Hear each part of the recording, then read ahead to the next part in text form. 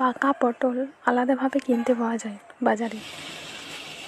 প্রথমে কড়াটাকে ভালো করে গরম করে নেবে, তারপরে পটলটা দিয়ে পর ভাজতে দেবে, লাল লাল করে ভাজবে। এরকম লাল লাল করে ভেজে পর তুলে রাখবে, ঠান্ডা করতে দেবে।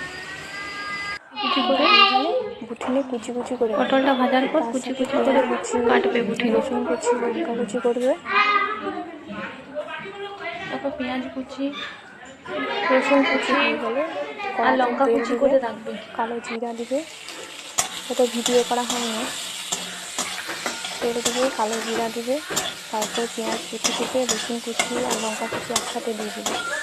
দিয়ে পর লাল লাল করে ভাজবে পেঁয়াজ কুচিটা, ভালো করে ভেজে পর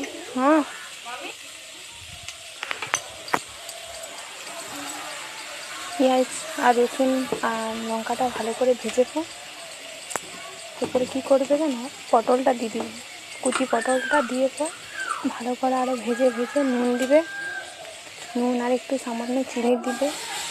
চিনি দিয়ে পর এই যে ভাজা ভাজা হয়ে গেছে, এরপরে নামিয়ে পর গরম ভাতের সাথে খেয়ে দেখবে, দারুণ লাগে।